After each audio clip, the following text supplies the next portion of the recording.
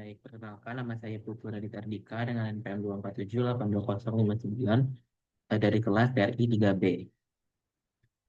Pada video kali ini saya akan menjelaskan hasil praktikum Lab 7 yaitu Data Visualization menggunakan dataset Telco Customer Churn.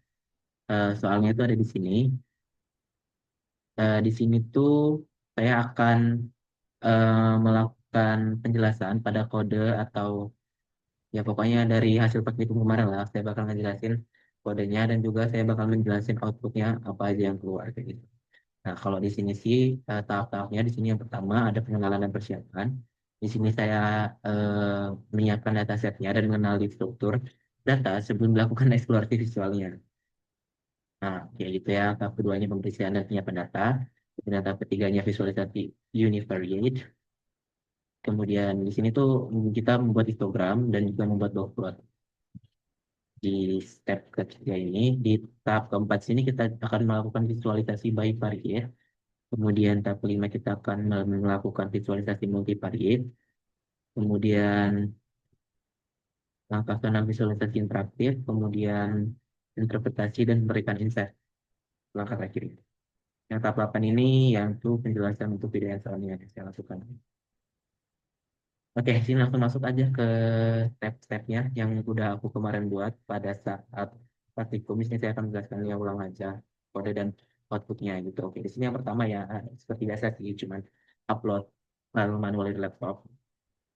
Filenya itu yang kita gunakan yaitu Telco Customer Churn di sini. Nah, tapi saya di sini ganti nama filenya biar lebih gampang aja gitu dimasukin ntar buat masukin kodenya. Kalau kemarin tuh kan panjang banget tuh namanya, pokoknya ada simbol-simbol gitu lah, agak susah diketiknya kalau di typo kan susah gitu ya ntar ya. Pokoknya makanya di sini saya ubah jadi yang simpel aja gitu. Oke, di sini saya menggunakan kode yang seperti biasa di sini. Oke. Di step kedua kita masuk aja ke step yang kedua di sini yaitu pengenalan dan persiapan data. Nah, di step kedua ini saya tuh mulai dengan mengimport library. Library apa yang dibutuhkan di sini bisa dilihat di sini ada pandas, numpy, matplotlib.pilot, kemudian plotly.express. Nah, di sini saya memberikan setiap library-nya itu alias ya, seperti misalnya pandas aliasnya tuh BD, NumPy aliasnya NP, ya seterusnya gitu. Kenapa dikasih alias? Supaya ntar kalau dipanggil tuh dia nggak terlalu panjang ngetiknya. Jadi kita ntar cukup ngetikin aliasnya aja supaya pemanggilannya itu nggak memakan banyak teks gitu lah ya, biar cepet gitu lah ngetiknya. Di sini misalnya di sini kita memanggil pandas buat membaca dokumennya. Di sini kita cuma perlu ketik PD aja karena tadi kita udah ubah pandasnya jadi PD gitu. Kalau mau pandas sih nggak apa-apa sih. Tuh, oke.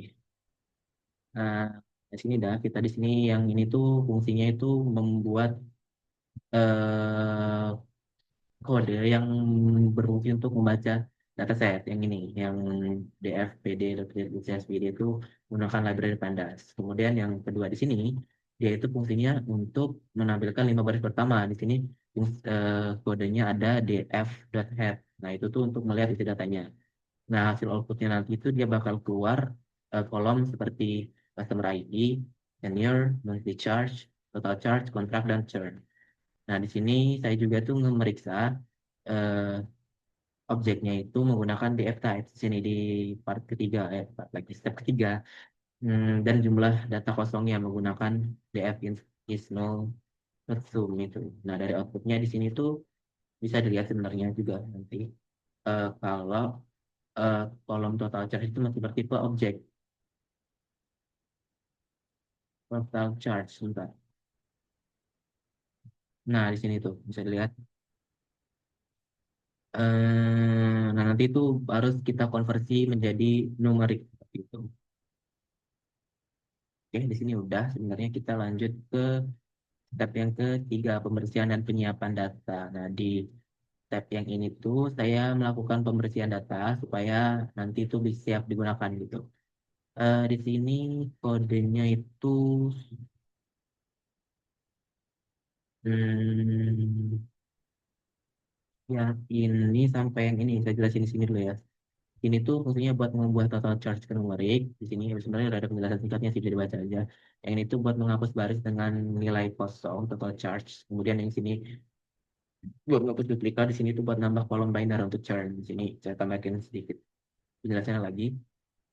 Nah, di tahap ketiga ini saya tuh mengubah kolom total charge jadi numerik dengan BD to numerik. Nah, di sini tuh. Jadi nanti dia bakal jadi angka gitu dia. Nah, kemudian di sini tuh saya akan menghapus baris yang nilainya kosong pada kolom tersebut. Kolom numerik tadi itu. Hapus barisnya itu kemudian disertai dengan hapus data yang duplikat. Kalau ada data yang duplikat. Nah, kemudian saya akan menambahkan kolom baru bernama churn flag. Nih, churn flag ini yang berisi nilai satu kalau pelanggan churn dan kalau nol dia itu berarti nggak churn gitu. Ini itu di sini bisa lihat. Oke, kemudian di sini yang terakhirnya buat menampilkan hasil pembersihan yang menampilkan outputnya gitu. Nah, di sini sebenarnya buat menampilkan baris yang udah dibersihkan aja di sini bisa dilihat. Ini udah bersih semua barisnya tuh. Nah, nggak masih berantakan kayak yang tadi. Di sini jumlah baris yang dibersihkan udah kelihatan 7032 banyak sekali. Ternyata. Oke, kita cek lagi di sini step keempat itu visualisasi univariate. Nah, di sini tuh buat distribusi dan outlier ya di tahap keempat ini. Oke, nah di tahap yang keempat ini saya tuh memulai untuk membuat grafik untuk melihat karakteristik masing-masing variabel secara tunggal. Eh, hmm, hmm, Gimana ya ini? Sebentar, nah yang ini dulu kali ya yang sini yang di histogram. Nah, di sini saya jelasin dari kodenya aja sih sebenarnya di sini dulu. Untuk yang pertama di sini itu untuk membuat histogram variabel link numerik. Di sini saya ngambil yang monthly charts untuk warnanya pink sky blue. Kemudian title-nya atau judulnya nanti pada kolom atau pada histogramnya itu nanti distribusi monthly charge. Kemudian labelnya juga monthly charge di X-nya, X tuh yang ke samping, yang di samping kiri ya. Kalau yang di enter tuh yang di bawah. Nah, yang jumlah pelanggan yang di bawah yang samping kiri ntar tuh tulisannya monthly charge gitu. Nah, sini PLT itu yang buat tampilkan diagramnya gitu atau histogram ini.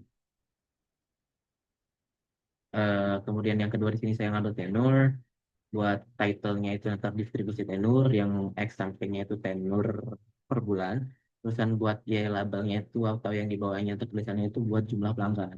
Kemudian yang ketiga di sini saya ngambil total charge warnanya light green atau hijau muda ya. Nah di sini tuh judulnya ntar itu distribusi total charge. Kemudian PLTX labelnya itu ntar sebelah kiri ya. Kalau nggak salah kiri itu ntar total charge. Kemudian yang bawahnya jumlah pelanggan. Gitu.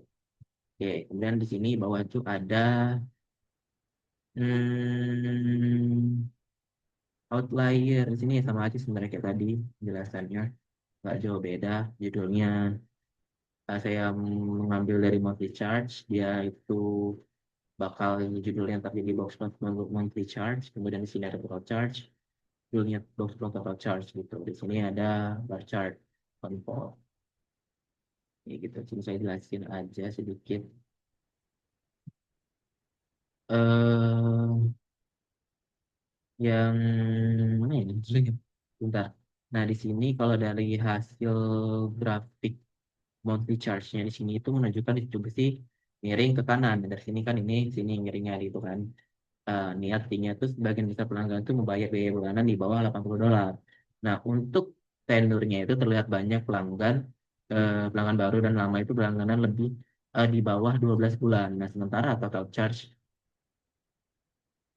di sini yang tenornya tadi yang sebenarnya total charge yang di sini itu menunjukkan adanya beberapa nilai ekstrim atau OTR di sisi kanan grafik gitu. Nah, selanjutnya di sini box plotnya saya akan jelaskan box plotnya. Di nilai box plot ini tuh sebenarnya kita tuh bisa ngambil kesimpulan. Nah, dari dua box plot ini tuh kita bisa ngambil kesimpulan kalau beberapa titik keluar whisker itu yang berarti nilainya ekstrim gitu. Oke, kemudian langsung aja ke bar chart ya, bar chart. Nah, yang ini bar chart nih. Di sini tuh hasilnya itu menunjukkan pelanggan yang tidak churn itu jauh lebih banyak dibandingkan pelanggan yang churn. Di sini tuh yang warna oranye ini lebih banyak ya daripada yang warna biru. Nah, jenis kontraknya juga itu month to month. Nah, yang mendominasi di sini month to month. Seperti itu. Daripada 2 years, 1 year, gitu. Seperti itu, teman-teman. Oke, kita lanjut ke visualisasi bivariate, yaitu hubungan dua variabel. Oke, di sini saya langsung jelasin aja padanya berikut. Di sini saya membuat grafik untuk scatter plot tenure versus monthly charge dengan warna churn. Nah, ini. Di sini saya buat looping untuk grup yang churn di sini.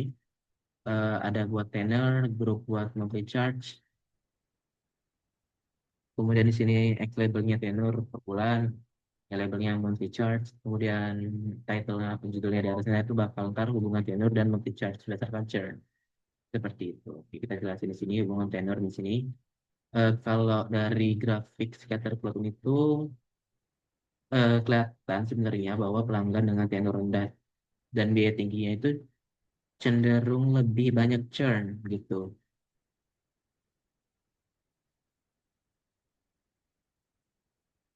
Nah, kemudian itu tadi kan udah yang itu. Nah, dari perusahaan yang box plot ini di sini tuh fungsinya dia itu untuk membuat box plot monthly chart berdasarkan kontrak. Di sini ada kontrak. Kita ambil data dari kontrak, kemudian data by kontraknya itu kita buat monthly charge di sini. Ya gitulah pokoknya ya. Misalnya judulnya bakal monthly charge berdasarkan kontrak, PLPX labelnya itu yang kiri contract type, yang bawah itu monthly charge gitu. Gimana ya jelasinnya? Yang kiri ini monthly charge, yang bawah contract type. Nah, itu lebih gampang jelasinnya. Oke. Ya, di sini dari block plot ini sih terlihat bahwa pelanggan kontrak month to month itu memiliki biaya rata-rata yang lebih tinggi. Seperti itu. Kemudian yang terakhir di sini ada grup bar chart proporsi pelanggan churn per kontrak. Seperti itu. Di sini ya seperti tadi penjelasannya, langsung aja ke outputnya lah. Biar cepat. Nah, di sini tuh hasilnya jelas sekali ya, terlihat bahwa pelanggan dengan kontrak bulanan paling sering churn. Seperti itu. Sedangkan yang 2 tahun ataupun yang setahun itu paling kecil gitu. Yang 2 tahun sih yang paling kecil. Yang setahun ini lumayan lah.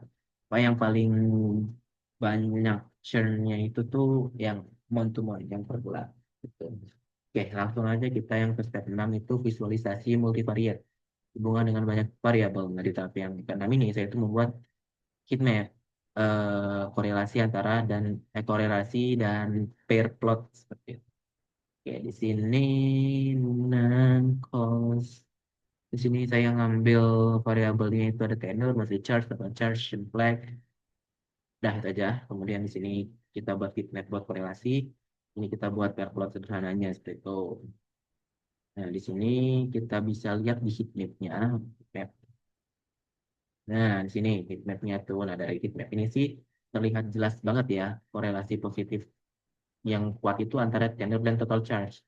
Sedangkan korelasi negatif antara tenor dan churn flag-nya itu eh, terlihat juga sebenarnya sih, cuma dia negatif gitu lah.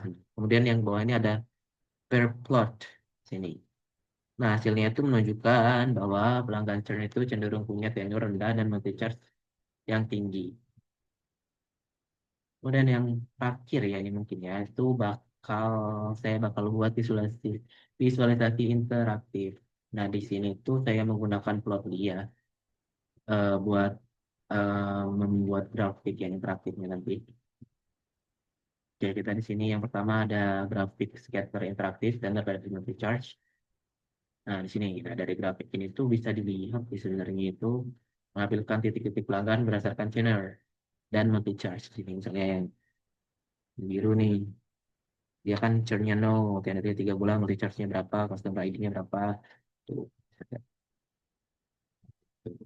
Nah, kalau kursornya tadi kita gerakin kayak gini tuh dia tuh bakal muncul data pelanggan seperti churn, tenure, monthly charge, customer ID, contract, dan lain-lainnya. Kemudian di bawahnya itu ada lagi yang namanya bar chart interaktif di sini. Sama sebenarnya kayak tadi itu. Bar chartnya itu nunjukin